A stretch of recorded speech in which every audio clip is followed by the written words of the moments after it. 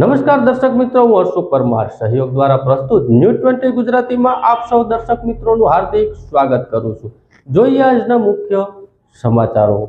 જૂનાગઢ શહેરમાં હર ઘર તિરંગા રાષ્ટ્રીય સપ્તાહ અંતર્ગત જૂનાગઢ જિલ્લા પોલીસ દ્વારા નાગરિકોને રાષ્ટ્રધ્વજ આપવામાં આવ્યા।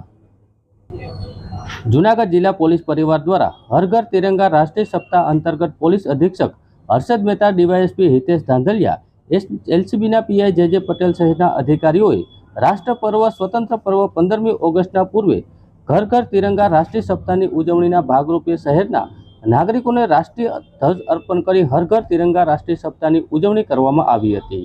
આ સમગ્ર સપ્તાહ દરમિયાન રાષ્ટ્રભાવનાને ઉજાગર કરવાના પણ કાર્યક્રમો યોજવામાં આવશે।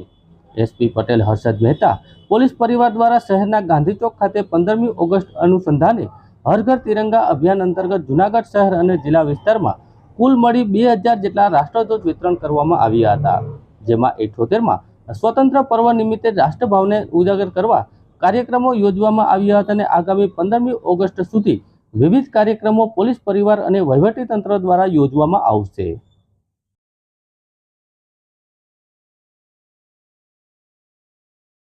જૂનાગઢના ગરવા ગિરનારની ગોદમાં આવેલું અતિ પ્રાચીન અને પૌરાણિક ઇન્દ્રેશ્વર મંદિર તરફ જવાનો રસ્તો બિસ્માર હાલતમાં જોવા મળી રહ્યો છે, જેને લઈને અહીં આવતા શિવ ભક્તોને આ માર્ગ પરથી પસાર થવા માટે ભારે હાલાકીનો સામનો કરવો પડી રહ્યો છે। જૂનાગઢના દોલતપરા વિસ્તારમાંથી ઇન્દ્રેશ્વર મંદિર જવા રસ્તો એટલો બધો ખરાબ છે કે 2020 બાદ એક પણ વખત સમારકામ કરવામાં આવ્યું નથી। આવતા શિવ ભક્તોને જણાવવામાં આવ્યું કે 1 કિલોમીટરથી વધુનો આ માર્ગ છે, જ્યારે શ્રાવણ માસમાં અહીં જૂનાગઢ સહિતના દૂર દૂરથી શિવ ભક્તો દર્શન કરવા આવતા હોય છે। ઇન્દ્રેશ્વર મંદિરના મહંતે પણ જણાવ્યું કે આ રસ્તાનું સમારકામ સત્વરે થવું જોઈએ, જેથી અહીં આવતા શિવ ભક્તોને મુશ્કેલીનો સામનો ન કરવો પડે। મંદિરના મહંત દ્વારા માંગ કરવામાં આવી કે સત્વરે આ બાબતે તંત્ર દ્વારા નિરાકરણ કરવામાં આવે। જો કે આ બાબતે મહાનગરપાલિકાના કમિશનર ઓમ પ્રકાશ સાહેબનો સંપર્ક પણ કરવામાં આવ્યો હતો, પણ હાલ બોલવાનું ટાળી રહ્યા હતા। મહત્વનું એ છે કે તાજેતરમાં જ મહાનગરપાલિકાના કમિશનર ઓમ પ્રકાશને જૂનાગઢના વહીવટદાર તરીકેની સરકાર દ્વારા નિમાયત કરવામાં આવી છે। ગરવા ગિરનારની ગોદમાં ઇન્દ્રેશ્વર મંદિર અતિ પ્રાચીન અને અહીં નરસિંહ મહેતાનો પણ પ્રથમ વખત ભગવાને દર્શન કરાવ્યા હતા, ત્યારે ઇન્દ્રેશ્વર મંદિર તરફ જવાનો માર્ગ અતિ બિસ્માર હાલતમાં જોવા મળ્યો છે। આખરે ક્યારે આ રસ્તાનું સમારકામ કરવામાં આવશે? જવાબદારી તંત્ર દ્વારા રસ્તાનું સમારકામ કરવામાં આવે વહેલી તકે એવી માંગ કરવામાં આવી છે।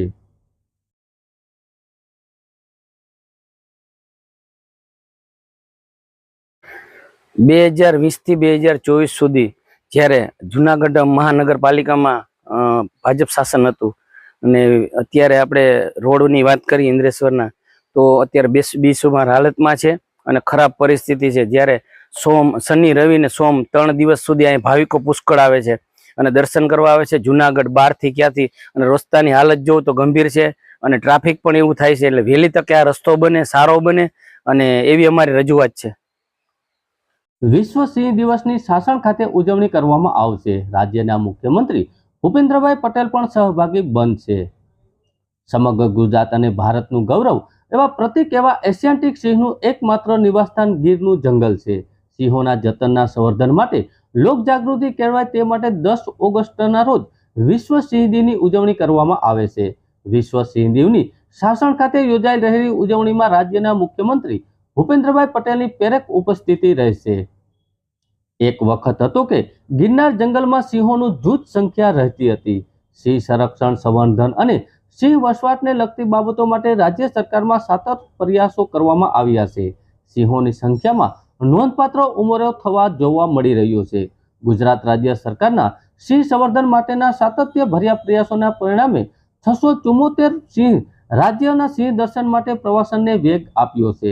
ગુજરાત સહિત દેશભરના પ્રવાસીઓ સિંહ દર્શન માટે સાસણ અને દેવળિયામાં ઉમટી પડે છે।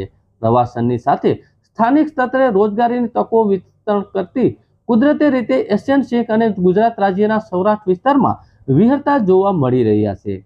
સિંહોની વસ્તીમાં ઉમેરો થતા અનેક રહેણાંક વિસ્તારોમાં પણ વધારો થયો છે। સિંહો સૌરાષ્ટ્રના 9 જિલ્લામાં અંદાજે 30-40 કિલોમીટરની અંદર વિહરતા જોવા મળી રહ્યા છે, જેને એશિયાટિક સિંહ લાયન લેન્ડસ્કેપ તરીકે ઓળખવામાં આવે છે।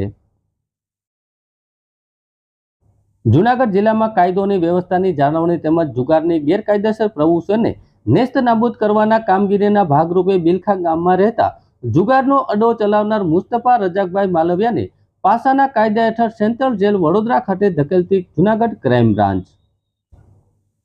જૂનાગઢ જિલ્લામાં ચાલતી ગેરકાયદેસર પ્રવૃત્તિને અંકુશ લાવવા માટે જિલ્લાના આઈજી નિલેશ જાંજવાડિયાની સૂચના અનુસાર પોલીસ અધિક્ષક હર્ષદ મહેતાના માર્ગદર્શન હેઠળ એલસીબીના પીઆઈ જે પટેલ અને પોલીસ સ્ટાફ દ્વારા બિલખાના એક ઇસમ સામે પાસાનું શસ્ત્ર તેમજ સેન્ટ્રલ વડોદરા ખાતે ધકેલવામાં આવ્યો છે. જિલ્લાના બિલખાનો રહેવાસી મુસ્તફા રજાક માલવિયા નામના ઈસારને જુગારનો અડ્ડો ચલાવતા હોય તેવી ક્રાઇમ બ્રાન્ચ દ્વારા પાસાના કાયદા હેઠળ કાર્યવાહી કરવામાં આવી હતી, જેમાં જજ મેજિસ્ટર દ્વારા પાસાના કાયદા હેઠળ કાર્યવાહી કરી ત્યારે ક્રાઇમ બ્રાન્ચે જુગારનો અડ્ડો ચલાવનાર સામે કાયદેસરની કાર્યવાહી કરી અને આરોપી મુસ્તફા રજાક માલવિયાને બિલખા ખાતેના રહેણાંકમાંથી ઝડપી પાડી આરોપીને પાસાના કાયદા હેઠળ વડોદરાની જેલ ખાતે ધકેલવામાં આવ્યો હતો. ત્યારે જુગારની પ્રવૃત્તિ કરનાર ઈસમોમાં ફસફાટ જોવા મળી રહ્યો છે.